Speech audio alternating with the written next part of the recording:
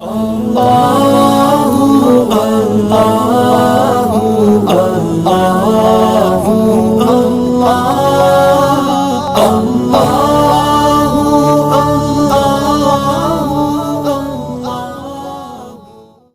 بھائیوں، دوستوں، بزرگوں،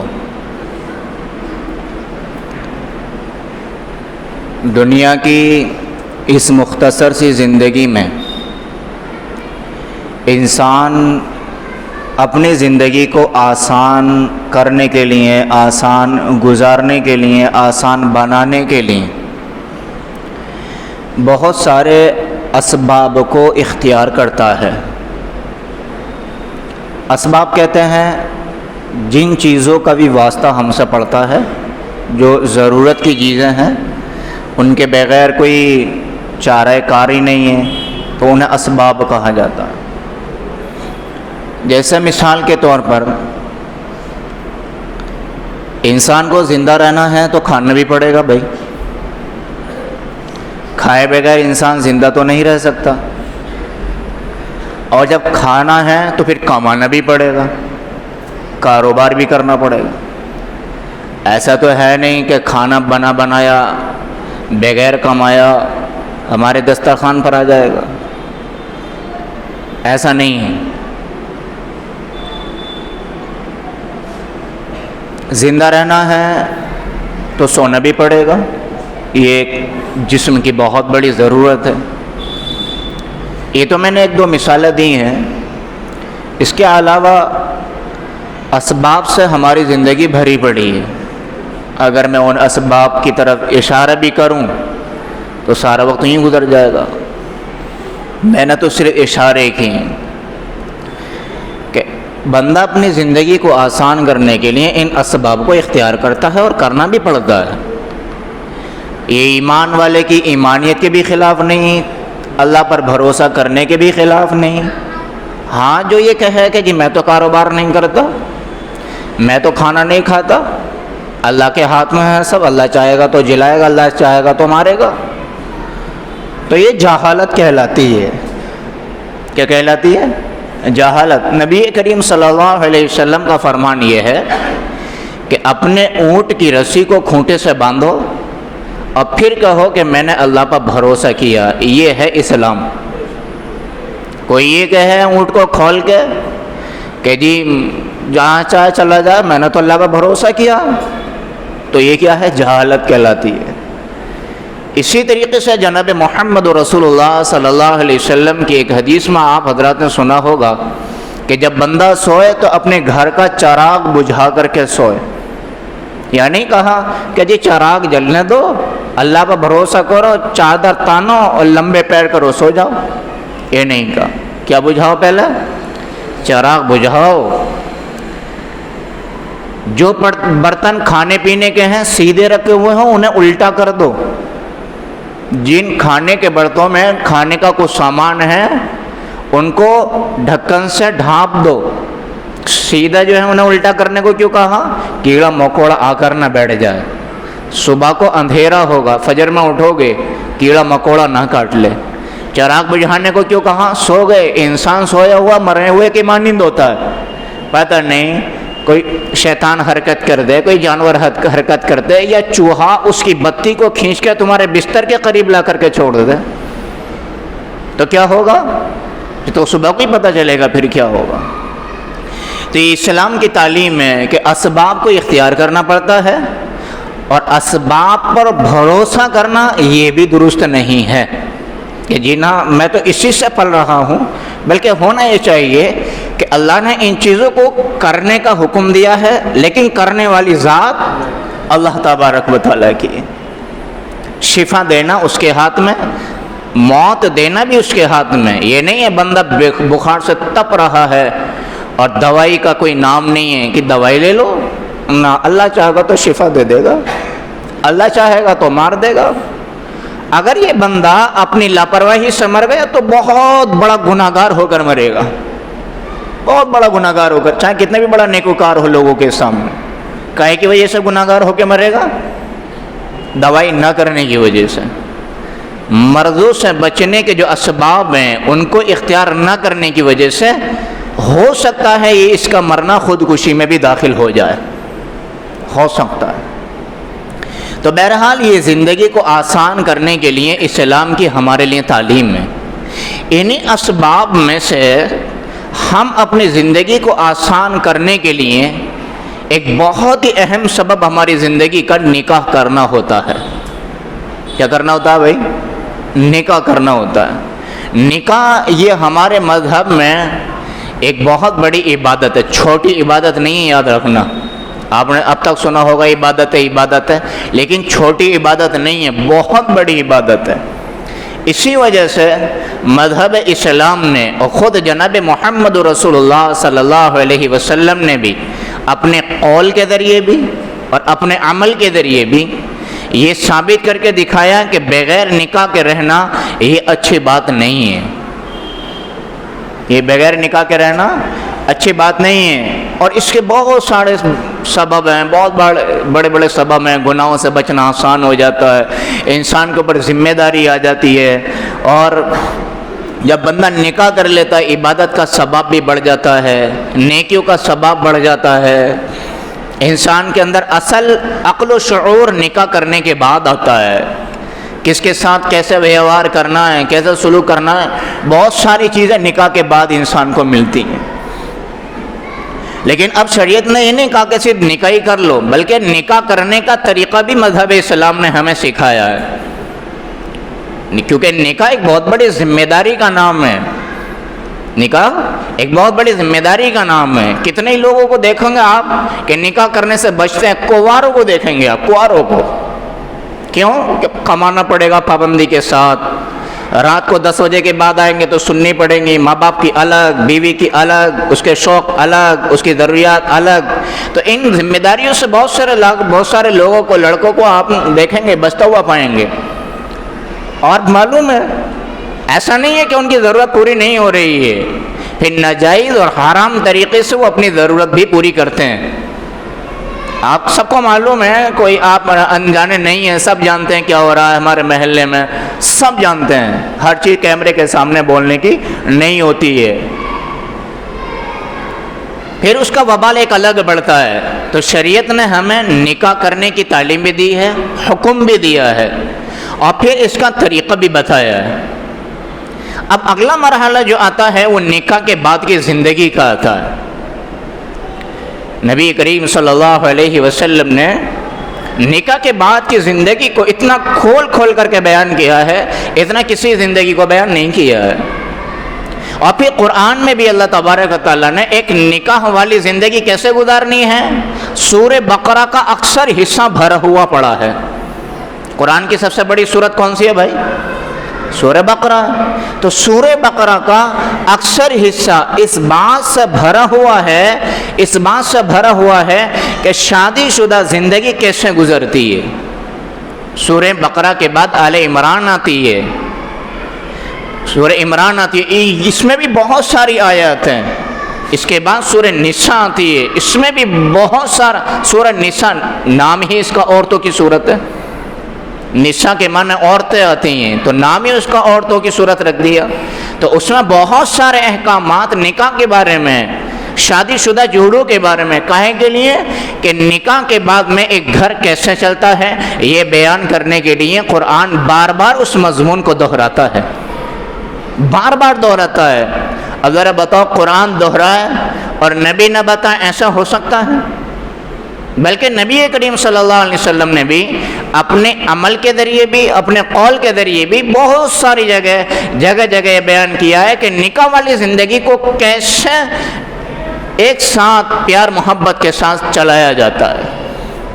آج دیکھ لیں کتنے کیسز آ رہے ہیں اس بات کے تعلق سے کہ 4 بچے ہو گئے، 5 بچے ہو گئے، اب حال کیا ہے کہ بیوی شوہر کا منہ دیکھنے کو تیار نہیں ہے، اور شوہر بیوی کا چہرہ دیکھنے کو تیار نہیں ہے۔ بیوی جہاں ذرا سے شوہر سے بولنا چاہے پیار محبت سے، شوہر کا لیول ہائی لیول پر پہنچ جاتا ہے، 33,000 کی لائن لگ جاتی ہے، ایسا لگتا ہے۔ اور کچھ عورتوں کا بھی ایسا مسئلہ ہے، دیکھیں قرآن کی تعلیم کیا ہے کہ بھئی قرآن اور نبی کریم صلی اللہ علیہ وسلم کی تعلیم یہ ہے کہ گھر میں پوری دنیا میں سب سے اچھا گھر وہ ہوتا ہے، پوری دنیا میں سب سے اچھا گھر وہ ہوتا ہے کہ جس گھر میں میاں بیوی سب سے زیادہ خوشحال رہتے ہیں۔ اب اس بیان کو سن کے یعنی اس لفظ کو سن کے خوشحال والے کو کوئی یہ نہ سمجھے کہ بھئی خوشحال زندگی اس کو کہتے ہیں کہ بیوی کو کسی چیز کی کمی نہ ہو اور شوہر کو کسی چیز کی کمی نہ ہو، اسے خوشحال نہیں کہتے ہیں، اسے خواہشات پورا کرنا کہتے ہیں، اسے خوشحالی نہیں کہتے۔ خوشحالی کہتے ہیں کہ بیوی شوہر کو سمجھے، شوہر بیوی کو سمجھے، شوہر سے بھی غلطیاں ہوں گی بیوی ان کو نظر انداز کرے، بیوی سے بھی غلطی ہوں گی شوہر ان کو نظر انداز کرے، ایسے کمبینیشن لے کر کے چلیں، ایسا پیار محبت کا سلوک کریں ایک دوسرے کے ساتھ کہ شوہر چلا جائے گھر سے باہر تو بیوی کہے تمہارے بغیر میرا جی نہیں لگتا۔ ایسا نہ ہو کہ یہ جانور آ جاتا تو مجھے اپنی جان بچانا بھاری پڑ جاتی ہے، ایسا نہیں ہونا چاہیے۔ یہ شوہر والی زندگی نہیں ہے، یہ جانوروں والی زندگی کہلاتی ہے کہ کٹخانہ باولا کتا گاؤں میں گھر میں محلے میں آ جائے، ہم اپنے بچوں کی کیسے حفاظت کرتے ہیں اور خود ہم بھی بچنے کی کوشش کرتے ہیں کہ باولا کتا آ گیا اس سے بچنے کی کوشش کرو۔ ایسا نہ ہو کہ آج کے شوہر اپنی بیویوں کے لیے باولے کتے نہ بن جائے۔ بہت سے گھر ایسے ہیں، کیونکہ بھائی علماء کے سامنے ہر مسئلہ آتا ہے تو مجھے پتا ہے میرے پاس کیسے کیسے مسئلے آتے ہیں۔ بہت ساری جگہ ایسے ہیں کہ بیوی کے لیے شوہر نہیں رہا، وہ ایک استعمال کرنے کی چیز بن گئی ہے بس، کہ جب دل میں آہا استعمال کر لیا، جب چاہا کپڑے دھلوا لیے، جب چاہا کھانا بنوا لیا، جب چاہا ٹانگیں دبوا لی، جب چاہا اپنی خواہش پوری کر لی، اور پھر اس کے بعد میں اس کا کہنا یہ ہوتا ہے کہ جی تو میرے پیر کی جوتی ہے، اور جو چیز جہاں کی ہوتی ہے اسے وہیں رکھا جاتا ہے۔ یہ اسلام کی تعلیم نہیں ہے، یہ زمانہ جاہلیت کی تعلیم ہے۔ یہ وہ تعلیم ہے جب نبی کریم صلی اللہ علیہ وسلم سے پہلے عورتوں پر ظلم ہوتا تھا، یہ وہ تعلیم ہے۔ یہاں ایک بات بتاتا چلوں میں آپ کو، عورت کو اللہ تعالیٰ نے پیروں سے پیدا کیا، پیروں سے پیدا نہیں کیا، سر سے پیدا کیا ہے۔ بھئی اماں ہوا ہیں، اماں ہوا تو ان کی تو کوئی ماں نہیں ہے نہ ان کے کوئی باپ ہیں، تو اماں ہوا کو آپ نے سنا ہوگا کہاں سے پیدا کیا ہے؟ بائیں پسلی سے۔ دیکھو حدیث میں یہ نہیں آیا کہ صرف پسلی سے، حدیث میں ہے کہ بائیں پسلی سے پیدا کیا ہے، اور حدیث میں جناب محمد رسول اللہ صلی اللہ علیہ وسلم نے یہ بھی فرمایا کہ بائیں پسلی سے بھی پیدا کیا اور اس کے ساتھ ساتھ ٹیڑھی پسلی سے بھی پیدا کیا ہے۔ اب دو چیزیں ہو گئیں، پہلی چیز بائیں پسلی سے، بائیں پسلی کدھر ہوتی ہے؟ دل کے قریب ہوتی ہے۔ دل ادھر ہوتا ہے یا ادھر ہوتا ہے؟ دل ادھر ہوتا ہے۔ ایک بندہ ناٹک کر رہا تھا، ادھر کا حصہ پکڑ کے کہہ رہا تھا اب میرے دل میں درد ہو رہا ہے، میرے دل میں درد ہو رہا ہے، اور اس کا دوست کہہ رہا ہے باپ لے دل ادھر تھوڑی ہوتا ہے، ادھر ہوتا ہے۔ بولے تکلیف اتنی ہو رہی ہے یہ بھی بھول گیا دل کدھر ہوتا ہے، اتنی پریشانی ہو رہی ہے۔ تو بھائی دل ادھر نہیں ہوتا، بائیں طرف دل ہوتا ہے۔ اسی کے قریب جو ٹیڑھی پسلی ہوتی ہے، اللہ نے عورت ذات کو اس ٹیڑھی پسلی سے پیدا کیا ہے۔ یہ آقا جناب محمد رسول اللہ صلی اللہ علیہ وسلم کا فرمان۔ معلوم ہے اس میں ایک میسیج اور پیغام ہے کہ عورت پیروں کی جوتی نہیں ہوتی ہے، عورت کو اللہ نے بائیں پسلی جو دل کے قریب ہوتی ہے اس سے پیدا کر کے یہ مردوں کا میسیج اور پیغام دیا ہے کہ دیکھو عورت یہاں رکھنے کے قابل ہوتی ہے، پیروں کی جوتی بنانا یہ زمانہ جاہلیت کی تعلیم ہوتی ہے۔ اور ٹیڑھی پسلی سے پیدا کرا، اس میں ایک میسیج اور پیغام دوسرا یہ ہے کہ دیکھو بعض عورتیں کے دماغ میں ٹیڑھ پن ہوتا ہے، مزاج میں ٹیڑھ پن ہوتا ہے، بہت ساری عورتیں ملیں گی، اور ایسا نہیں ہے عورتیں ملیں گی، مرد بھی بہت سارے ملیں گے ایسے آپ کو۔ ابھی کسی حدیث میں خاص طور سے عورتوں کو پیغام دیا ہے، تو اب ایسا نہیں ہے کہ مرد اس حدیث سے خالی ہو گئے، اس پیغام سے مرد نکل گئے۔ کسی حدیث میں مردوں کو خاص طور سے حکم دیا تو ایسا نہیں ہے کہ عورتیں وہاں سے خالی ہو گئیں، ایسا نہیں ہے، بلکہ جیسے ٹیڑھے مزاج کی عورتیں مل جائیں گی آپ کو، ایسے ہی ٹیڑھے مزاج کے مرد بھی بہت سارے ملیں گے آپ کو۔ کتنے بھی سمجھا لو، کوئی بھی علامہ مفتی لا کے بٹھا دو، جیسے بہت ساری عورتیں نہیں سمجھتی ایسے مرد بھی نہیں سمجھنا چاہتے۔ تو نبی کریم صلی اللہ علیہ وسلم نے اس حدیث شریف میں یہ بھی فرمایا، دیکھو عورت کو ٹیڑھی پسیلی سے پیدا کیا ہے، اگر کسی عورت کے مزاج کے اندر ٹیڑھ پن ہو تو کوشش تو کرنا، لیکن ایسی کوشش نہ کرنا جیسے ٹیڑھی پسلی ہے وہ ٹیڑھی ہی رہے گی، وہ سیدھی نہیں ہو سکتی، اگر سیدھی کی تو پھر کیا ہوگا؟ ٹوٹ جائے گی۔ ایسے ہی جس عورت کے مزاج کے اندر ٹیڑھ پن ہے، کوشش کر لیا پیار محبت سے، نہیں سمجھ رہی، ڈانٹ کے بھی دیکھ لے نہیں سمجھ رہی، تو آقا صلی اللہ علیہ وسلم کا فرمان ہے کہ پیار محبت کے ساتھ اسے ایسے ہی چلاتے رہو، اب اسے سیدھا کرنے کی کوشش مت کرو، اگر سیدھا کیا آقا نے فرمایا لکسرت تو یہ ٹوٹ جائے گی، اب کوئی گنجائش نہیں، ایسے ہی اب اس کو جو ہے چلاتے رہو، ایسے چلاتے رہو۔ اور ایسے چلانے میں اللہ کی طرف سے مردوں کے لیے ثواب بہت زیادہ بڑھ جاتا ہے، مردوں کے اللہ درجات بلند کرتا ہے۔ ایک مرد عورت کی ناگواری پہ برداشت کرے، اللہ اتنا ثواب دیتا ہے مرد کبھی سوچ بھی نہیں سکتا۔ یہ تو ہمیں تب احساس ہوگا جب ہماری روح نکلے گی اور ہمارے نام اعمال ہمارے سامنے رکھے جائیں گے، پتہ یہ چلے گا نماز کا ثواب یہ ہے، روزے کا ثواب یہ ہے، حج عمرے کا ثواب یہ ہے، صدقہ خیرات کا ثواب یہ ہے، اور تیرا یہ وہ ثواب ہے کہ جو تو اپنی بیوی کی ناگواریوں پر برداشت اور صبر کے گھونٹ پیتا تھا، یہ وہ تیرا ثواب ہے۔ تو کوشش یہ کرے گا اس وقت میں، ایک کاش، تمنا یہ کرے گا ایک کاش میں نے اپنی بیوی کی ہر کڑوی بات کو، ہر کڑوے گھونٹ کو ایسے ہی پی گیا ہوتا تو میرا یہ ثواب تو اور زیادہ ہو جاتا۔ آج ہمارا سب سے بڑا میٹر کیا ہے؟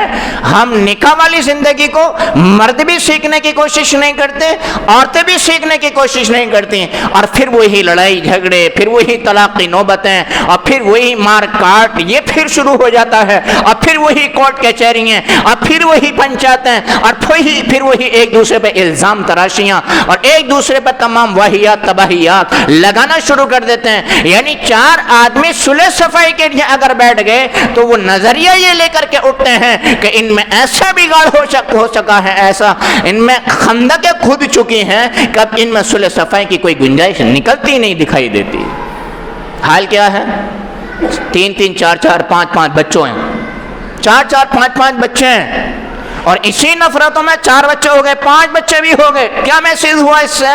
کہ اس ظالم مرد نے اب اس عورت کو صرف استعمال کی چیز سمجھا ہے، ورنہ کیا کہہ رہا ہے کہ شادی کے بعد سے 2-4 مہینے تو ہماری گاڑی چلی ٹھیک، اور پھر اس کے بعد میں ہمیں بناؤ نہیں ہوا۔ جب بناؤ نہیں ہوا تو ظالم یہ 3-4 بچے کہاں سے آ گئے تیرے پاس؟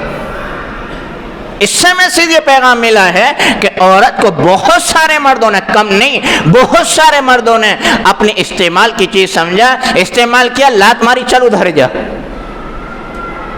اور دیکھو گھر کی جو زندگی تباہ و برباد ہوتی ہے 2 چیزوں سے اور ہوتی ہے، ان کی طرف بھی میں اشارہ کروں، تفصیل کا تو وقت ہی نہیں ہے، اشارے کرتے چلوں۔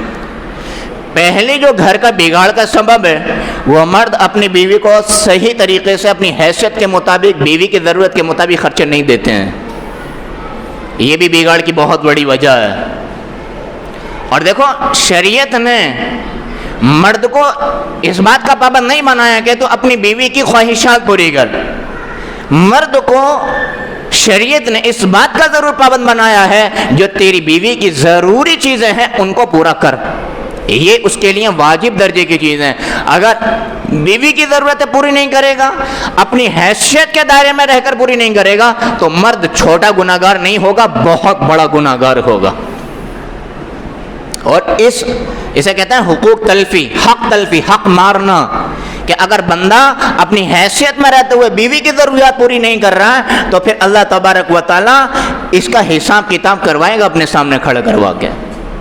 ایک بگاڑ کا سبب تو یہ بھی ہوتا ہے، اور معلوم ہے دوسرا بگاڑ کا بہت بڑا سبب ظالم شوہر بیوی کا ہو کر کے بھی ادھر ادھر آنکھ مٹکا کرتے پھرے۔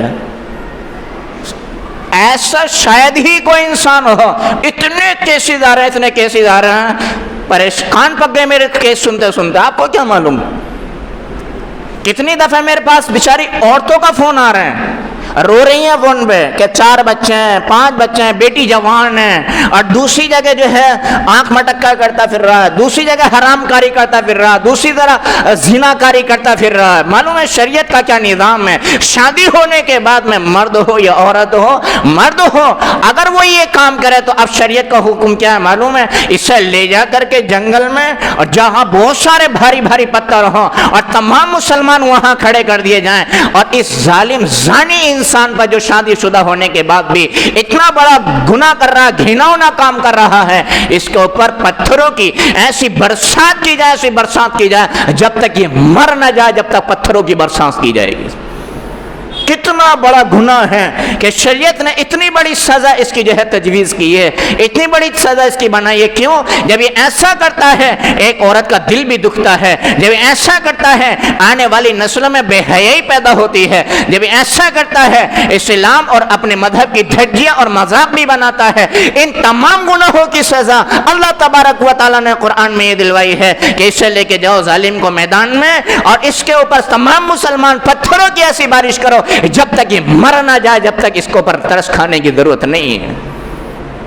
اور معلوم ہے ایسے انسان کے بارے میں ایک حکم کیا ہے شریعت کا کہ ایسے انسان کا جنازہ تو پڑھا جائے گا، لیکن ایسے انسان، اس انسان کے جنازے میں وہ لوگ شریک نہ ہو جو قوم کے مقتدی کہلاتے ہیں، علماء کرام کہلاتے ہیں، یا اللہ والے کہلاتے ہیں۔ اللہ والے ایسے ظالم انسان کے جنازے میں شریک نہ ہو، تاکہ بعد میں رہنے والوں کو نصیحت حاصل ہو کہ یہ جا تو رہا ہے لیکن ایسا گناہونا کام کر کے جا رہا ہے کہ کوئی اللہ والا بھی اس کے جنازے میں شریک ہونا پسند نہیں کر رہا۔ ذرا بتاؤ، جو عورت صحیح طریقے سے ایک شوکن کو برداشت نہ کرے، کتوں کی طرح کوئی مرد اگر ادھر ادھر منہ مارے گا اسے کیسے برداشت کر لے گی؟ کیسے برداشت کر سکتی ہے؟ نبی کی بیوی خود اس بات کو پسند نہیں کرتی دل سے کہ میں بیوی نبی کی ہوں اور میری شوکن آ جائے، خود نبی کی بیوی اس بات کو پسند نہیں کرتی ہے اور کھینچتان رہتی ہے، ہاں دل صاف رہتے ہیں، تو ہماری آپ کی بیویاں کیسے جو ہے اس بات کو پسند کر لیں گی کہ شوہر ہو میرا اور میرا پورا حق ہو، اور شوہر بنا نکاح کے ذریعے، اسلام کے ذریعے، شریعت کے ذریعے، اور وہ ادھر ادھر منہ مارتا پھر کیسا کوئی بیوی اس بات کو برداشت کر سکتی ہے؟ اور برداشت کرنے والی بات ہے بھی نہیں بالکل۔ اور کتنے بے شرم بے حیا مرد تو یوں کہتے ہوئے بھی مل جائیں گے آپ کو، میں چاہے باہر کچھ بھی کروں تجھے تو کوئی پریشانی نہیں ہے، مل جائیں گے آپ کو، اور دھڑلے سے 4 آدمیوں میں بیٹھ کر کے کہتے ہیں تجھے تو کوئی پریشانی نہیں ہے۔ نہیں، بیوی کا یہی حق نہیں ہے کہ آپ اس کو خرچہ دیں، بیوی کا حق یہی نہیں ہے کہ آپ اس کو کپڑا پہنائیں، بیوی کا حق صرف یہی نہیں ہے کہ آپ اس کو گھر دیں، بلکہ بیوی کا حق آپ کے اوپر یہ بھی بنتا ہے کہ اس کے ہوتے ہوئے آپ ادھر ادھر منہ نہیں مار سکتے۔ اگر ماریں گے تو وہ روکے گی، اور یہ شریعت نے اس کو رائٹ دیا ہے۔ شریعت نے، ہمارے مذہب نے عورت کو جس عزت کی چوٹیوں پر پہنچایا ہے، ہماری بدعمالیوں نے عورت کو ان چوٹیوں سے نیچے گرا دیا ہے، اور اسی وجہ سے آج جو کہ اسلام کے دشمن ہیں اور مسلمانوں کے دشمن ہیں اور ہمارے قرآن کے دشمن ہیں، وہ ضمیر فروش انسان ٹی وی ڈیبیٹ میں بیٹھ کر اسلام پر کیچڑ اچھالتے ہیں اور اسلام پر اعتراض کرتے ہیں۔ انہیں کیا پتا ہے اسلام کی حقانیت کا، انہیں کیا پتا ہے اسلام کی روحانیت کا اور اسلام کے انصاف کا؟ کوئی بھی پتہ نہیں ہے انہیں۔ اور نکاح کے بعد جب ایک مرحلہ وہ آ جاتا ہے کہ طلاق تک نوبت آ جاتی ہے، طلاق تک نوبت آ جاتی ہے، عورت کہ میں اس کے پاس اب نہیں رہ سکتی، حد ہو گئی، مرد کہتا ہے جی اب میں بھی نہیں رہ سکتا، حد ہو گئی۔ اب ہمارے علاقوں کا، ہمارے ملک کا حال کیا ہے؟ کنواروں کی ہونا مشکل ہو رہی ہے، کنواروں کی ہونا مشکل ہو رہی ہے۔ لڑکا چاہے کتنے بھی خوبصورت ہو، چاہے کتنے بھی ہینڈسم ہو، اور چاہے کتنے بھی اس کا اچھا کاروبار ہو، لیکن اگر زیادہ ساری اونچ نیچ ہو، رشتہ کنڈم، ختم۔ بیوی لڑکی چاہے کتنی بھی خوبصورت ہو، چاہے کتنی بھی پاک دامن ہو، اسے دہیج اگر نہیں مل رہا تو رشتہ ختم۔ ایک کارگزاری میرے سامنے ایسی آئی، لڑکا سروس مین ہے، لڑکا سروس مین ہے، سرکاری نوکری کر رہا ہے، اور مال کے چکر میں لڑکے کے گھر والوں نے مال کے چکر میں لڑکے کے گھر والوں نے 10 رشتے کینسل کیے ہیں، بعد میں جب رشتہ آیا ہے آخر میں تو مال کی لڑکی والوں نے ریل پیل کر دیے، ریل پیل کر دیے۔ اسے دہیج نہیں کہتے، اسے بھیک مانگنا کہتے ہیں۔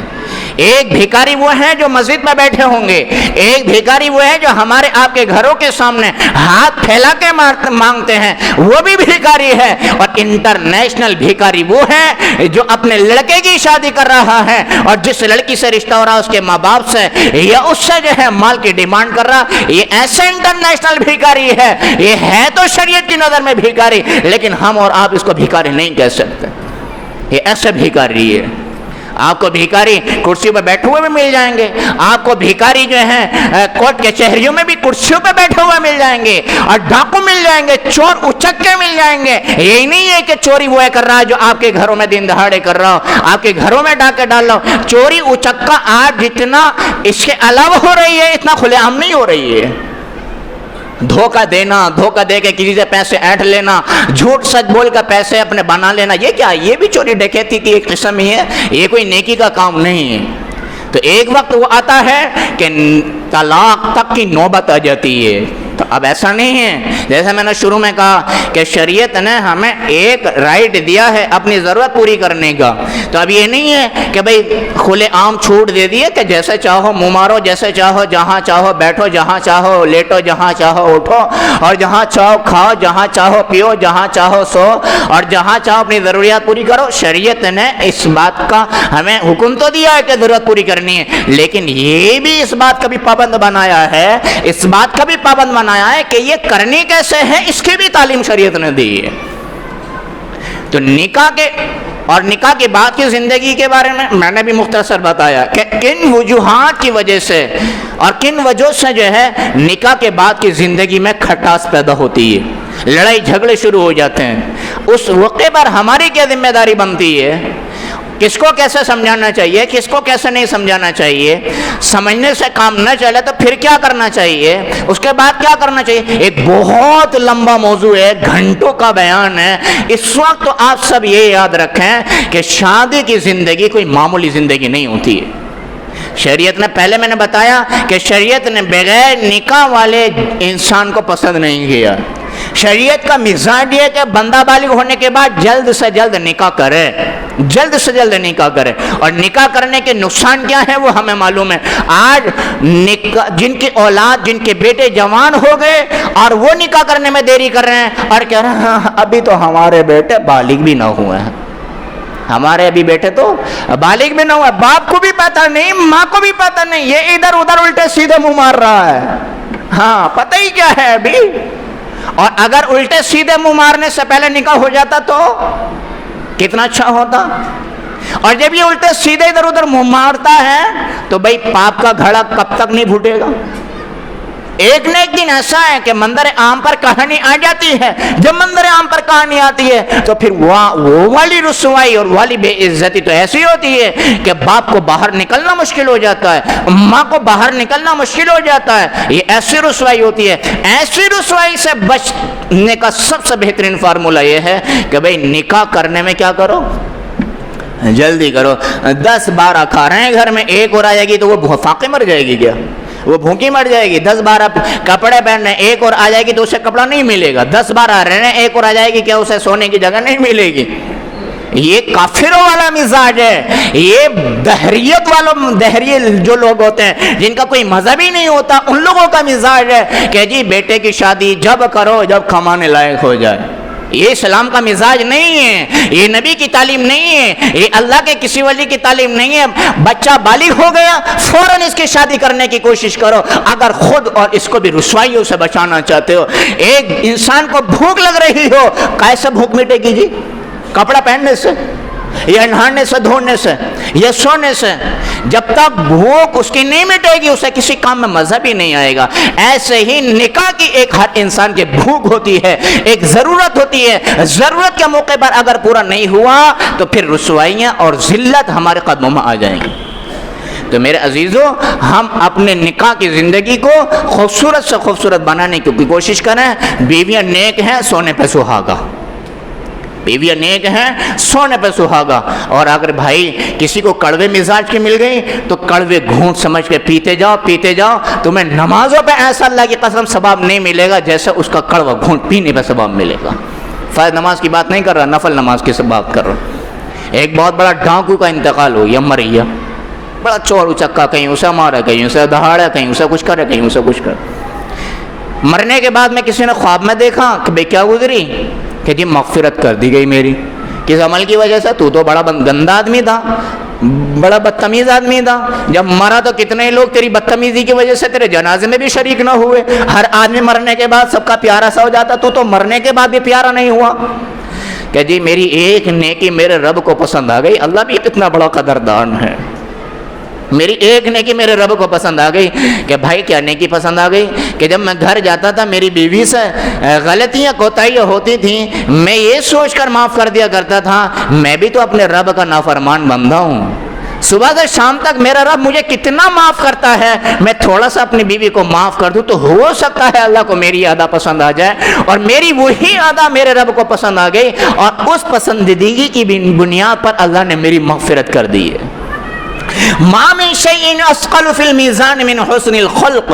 کہ نام اعمال میں سب سے زیادہ وزنی عمل معلوم ہے کیا ہوگا؟ سب سے زیادہ وزنی عمل اس شوہر کا ہوگا، وہ والا عمل جو اپنی بیوی کے ساتھ اچھا سلوک کیا ہوگا. بیوی کا وہ عمل ہوگا جو اپنے شوہر کے ساتھ اس نے اچھا سلوک کیا ہوگا. ہم اس زندگی کو سیکھیں، پھر دیکھنا سیکھنے کے بعد کتنا مزہ آتا ہے زندگی جینے میں، کتنا لطف آتا ہے زندگی جینے میں. ہماری تو سب سے بڑی بیماری ہے، نہ ہمارے مرد سیکھتے نہ ہماری عورتیں سیکھتی. اور جب مسئلے کھڑے ہو جاتے ہیں تو پھر گیلے شکوے کرتے ہیں علماء سے، مولویوں سے. اب ہمارے پاس کسی مفتی کے پاس جادوئی چھڑی تو ہے نہیں کہ گھر میں جا کے جادوئی چھڑی گھمائیں گے اور سارے مسئلے حل ہو جائیں گے، یا جا کے بیٹھ جائیں گے سارے مسئلہ حل ہو جائیں گے. ایسی کوئی جادوئی چھڑی تو ہے نہیں. بھئی نبی کی زندگی سیکھنی پڑے گی اگر گھروں کو خوبصورت رکھنا ہے. گھر خوبصورت نماز سے نہیں ہوتے، روزے سے نہیں ہوتے، قرآن کی تلاوت سے نہیں ہوتے. گھر جو خوبصورت ہوتے ہیں وہ میاں بیوی کی آپس کی محبت سے ہوتے ہیں. جتنا آپس میں ان میں سہن ہوگا، جتنا برداشت اور صبر ہوگا، اللہ کی قسم زندگی اتنی ہی خوبصورت بنتی چلی جائے. تو میں نے بتایا ابھی کہ ہمارا سب سے بڑا المیہ یہ ہے کہ ہم سیکھتے بھی نہیں، سکھاتے بھی نہیں، اپنی بیویوں کو سکھاتے بھی نہیں. اب دیکھو آخر میں ایک بات بتاتا چلوں میں، ہم سیکھنے سکھانے سے کتنا دور ہیں. ہماری مسجد میں اتوار کے دن ہفتے میں ایک دن تفسیر ہوتی ہے. کتنے دن؟ ہفتے میں ایک دن، آدھا پون گھنٹہ، زیادہ سے زیادہ پون گھنٹہ. یہ جو مستقل بیچارے تفسیر میں بیٹھتے ہیں ان سے پوچھ کے دیکھو تفسیر میں کتنی ضروری باتیں آتی ہیں. اور کھلا ہوا وقت ہوتا ہے، اس میں کوئی پابندی نہیں ہوتی ہے. جہاں آدھا گھنٹہ کا ارادہ ہوتا ہے اس میں پون گھنٹہ بھی کر سکتے ہیں، پون گھنٹے کا ارادہ 1 گھنٹہ بھی کر سکتے ہیں. اس میں تو پابندی ہوتی ہے. اگر تھوڑا سا میں نے 15 منٹ بڑھا دیے تو سب کی نگاہیں مجھ سے ہٹ کے گھنٹے پہ آ جائیں گے. اور جہاں گھنٹہ 2 بولا بس آپ کے دل کی سوئی، آپ حضرات کے دل کی سوئی بھی تیز ہوتی چلی جائے. اور کتنی بار کھڑے ہو کے اعتراض کر، ہاں مفتی صاحب ٹائم کو نہیں دیکھتے ہیں ایسے. سمجھے؟ تو بھائی کتنے ایسے ہیں ہمارے جو پابندی سے تفسیر میں بیٹھتے ہیں. تو ان سے پوچھ کے دیکھیں کہ کتنی ضروری باتیں تفسیر میں آتی ہیں. اور سورہ بقرہ کی تفسیر چل رہی ہے. آنے والے وقت میں میاں بیوی کے حقوق بتائے جائیں گے. طلاق کے اوپر لمبی بحث ہوگی. کتنے بیٹھا وہ ہوتا ہے؟ ابھی میں نے اس ہفتے گنے تھے 15 سے 20 کے اندر تھے، اس سے زیادہ نہیں تھے. کتنی ہماری بڑی محرومی ہے. ہماری مسجد میں تفسیر ہو رہی ہو اور ایک ہفتے میں ایک بار ہو رہی ہو اور ہم اس سے محروم ہیں. قرآن کی تفسیر، قرآن جو کلام اللہ ہے، اللہ کا کلام ہے، اور کتنا شاندار کلام ہے، کتنی اچھی ہمیں تعلیم دیتا ہے. ہفتے میں ایک دن آدھا پون گھنٹہ اس کو سننے کے لیے ہمارے پاس وقت نہیں ہے. کتنی بڑی محرومی کی بات ہے. تو اس لیے ہم سب آج پکا ارادہ کریں کہ انشاءاللہ ہم ہر ہفتے تفسیر میں بیٹھنے کی کوشش کریں گے. اور دیکھو شیطان کی چال بتاؤں میں، ہر ہفتے آپ فری رہیں گے لیکن اتوار کے دن کوئی نہ کوئی کام لا کے کھڑا کر دے گا آپ کے سامنے. اتوار کے دن علاقہ کوئی کام میرے سامنے کتنے کام آتے ہیں، میں کتنے پروگرام تقریر کے کینسل کر دیتا اس وجہ سے۔ نہیں بھائی، ہفتے کے دن میں آپ کا کوئی پروگرام نہیں لوں گا، کسی بھی بیان میں نہیں جاؤں گا، کیونکہ ہفتے کا اتوار کا دن میں نے اپنی مسجد کے مقتدیوں کو دے رکھا ہے، اپنی مسجد کو دے رکھا ہے، میں یہاں امام ہوں، ان لوگوں کا میرے اوپر حق ہے کہ کم سے کم قرآن کی ایک ہفتے میں ایک دن تو ان کے سامنے بات آ جائے بیچاروں۔ بڑی اہم جگہ جانا چھوڑ دیتا ہوں میں۔ میرے ایک بہت قریبی رشتہ دار کا ایکسیڈنٹ ہوا، میں وہاں نہیں گیا اتوار کے دن، اور تفسیر کی وجہ سے مجھے اتوار کے دن آنا پڑا۔ بہت لمبا چوڑا، عائشہ میں بھرتی ہو گئے، بہت قریبی رشتہ دار، سب کچھ چھوڑ چھاڑ کے کہ میں یہاں آؤں گا، تفسیر کریں گے، انشاءاللہ دعا کریں گے، آپ کا مسئلہ حل ہوگا، شفا دینے والا اللہ ہے۔ تھوڑی دیر کے لیے آ گیا، یہی کافی ہے۔ میرٹھ بھی جانا پڑا، لیکن وہاں سے آیا کائے کی وجہ سے؟ تفسیر کی وجہ سے آیا۔ لیکن ہمارے مسلمان بھائیوں بیچاروں کے پاس موبائل چلانے کے لیے تو ٹائم ہے، تفسیر سننے کے لیے ٹائم نہیں ہے۔ دکانوں پہ بیٹھ کر گپے شپے مارنے کا تو ٹائم ہے، ان کے پاس ٹائم نہیں ہے تفسیر سننے کا۔ ہمارے بزرگ حضرات نہیں بیٹھتے، بتاؤ ان کے پاس کون سا تقاضا ہے بھائی؟ نوجوان تو یہ ہے کہ چلو واہیات میں لگے ہوئے ہیں، تباہیات میں لگے ہوئے ہیں، گیمنگ سیمنگ میں لگے ہوئے ہیں، پتہ نہیں کائے چیزوں میں لگے ہوئے ہیں۔ لیکن ہمارے بزرگ کیا کر رہے ہیں؟ وہ سنیں، گھر جا کے پھر وہی سنائیں۔ اسی وجہ سے ہم ریکارڈ کر رہے ہیں تاکہ یہ بیان گھروں تک پہنچیں اور ان کو صحیح بات سمجھ میں آئے، ورنہ آج ہماری مسجدوں کا حال یہ ہے کہ صحیح بات بھی ہمارے ممبروں سے نہیں بولی جا رہی ہے۔ آپ مانے نہ مانے، میں تو سنتا ہوں، مجھے پتا ہے۔ ایک بات، دوسری بات، ہم اپنی عورتوں کے لیے بھی اس بات کا کوئی انتظام کریں کہ ہفتے میں نہ صحیح کم سے کم مہینے میں کوئی نہ کوئی دین کی بات ان کے درمیان پہنچے جائے۔ میں نے بہت کوشش کی اس بات کا نظام چلانے کے لیے کہ مہینے میں ایک مرتبہ کہیں نہ کہیں مستورات کا پردے کے انتظام کے ساتھ کوئی پروگرام ہو جایا کرے۔ 1-1.5 گھنٹے کا ان میں جو گھریلو زندگی ہے، شوہر کے تعلق سے، بچوں کے تعلق سے، عبادت کے تعلق سے، عقیدوں کے تعلق سے، وہ ہماری نوجوان بچیاں بھی آ جائیں، ہماری ماں بہنیں بھی آ جائیں، سب آ جائیں، تو وہاں سے مہینے میں ایک دن ان کو پیغام ملے گا۔ ایک مہینے میں ایک دن کا ان کا پیغام ہمارے روزانہ کے پیغام سے زیادہ مضبوط بیٹھے گا۔ عورت ذرا ساری ترغیب سے عمل پہ آ جاتی ہے، مرد اتنی جلدی نہیں آتا، یہ بتا دوں میں آپ کو۔ جتنی جلدی عورت ذرا سارے سہارے سے عمل پہ آ جاتی ہے۔ تو آپ تمام حضرات اگر واقعی میں فکر مند ہیں اپنے گھر کے بچوں کو لے کر، بچوں کو لے کر کے، تو 2-4 معزز حضرات ہیں، وہ سر جوڑ کر بیٹھے ہیں کہ بھئی کہاں ایسا انتظام ہو جائے، کہاں ایسا پروگرام ہو جائے کہ مہینے میں ایک مرتبہ، بس ایک مرتبہ۔ اور یہ کام نہ ہونے کا نتیجہ دیکھ لیں ہم باپ، ہماری بچیاں بے پردہ ہو رہی ہیں، ہماری بچیاں غیروں سے شادیاں رچا رہی ہیں، کائے کی وجہ سے؟ اسلام کی اہمیت ان کے سامنے نہیں ہے۔ اسلام کی اہمیت، 10 روپے کی اہمیت ہمارے سامنے ہوتی ہے۔ 10 روپے کا کانچ کا گلاس گھر میں لائے ہوا بچہ پھوڑ دے، ہار نکل جاتی ہے۔ لیکن ایمان سے زیادہ دولت کسی کے پاس ہو سکتی ہے؟ ایمان سے زیادہ دولت دنیا میں کوئی ہو سکتی ہے؟ ایمان جیسی دولت ہماری بچیاں اور ہمارے بچے بھی غیروں کے ہاتھوں لٹوا کر کے جی رہے ہیں، اور ہم بے فکر ہو کر کے جی رہے ہیں۔ یاد رکھنا، کل قیامت کے دن اس ہماری کوتاہیوں کی وجہ سے اللہ ہماری گردنیں چھوڑے گا نہیں، ضرور پکڑے گا۔ صرف یہ ذمہ داری نہیں ان کو کھما کر پکا کے کھلائیں، یہ بھی ذمہ داری ہے ان کو اسلام اور اسلام کی تعلیم یہ بھی بتائیں۔ تو بھائی 2-4 حضرات سر جوڑ کر کے بیٹھیں اور اس بات کو سوچیں، اس بات کو طے کریں کہ مہینے میں ایک دن ضرور پروگرام ہو جایا کرے، کبھی ان مولوی صاحب کا، کبھی ان مولوی صاحب کا، کبھی ان مولوی صاحب کا، کبھی ان مولوی صاحب کا، الگ الگ جو ہے کبھی ان والی مسجد کے مولوی صاحب کے پاس چلے گئے، خوشامد کر لی کہ بھئی ہم نے یہ سلسلہ شروع کیا، ہم چاہتے ہیں میں اس مہینے آپ کا بیان ہو جائے۔ کبھی اس مسجد کے مولوی صاحب کے پاس چلے گئے، ہم یہ چاہتے ہیں کہ اس مہینے آپ کا پروگرام ہو جائے۔ ہماری مستورات کو آپ دین کی باتیں بتاؤ، کتنا اچھا نظام چلے گا، کتنا اچھی بات ہو جائے گی۔ وہاں سے اسلام کی روشنی لے کے اٹھیں گی، انشاءاللہ پورے 1 مہینے تک اثر ہوگی۔ اور آپ تمام حضرات ہیں جو یہاں کے، ان سے گزارش ہے کہ کم سے کم اتوار کے دن آدھا پون گھنٹہ عشاء کے بعد ضرور دے دیا کریں۔ جو باہر کے ہیں ان کے علاقوں میں جہاں تفسیر ہو رہی ہیں وہ وہاں دینے کی کوشش کریں، پھر انشاءاللہ ہماری زندگیوں میں کچھ تبدیلی آئے گی۔ اللہ عمل کی توفیق۔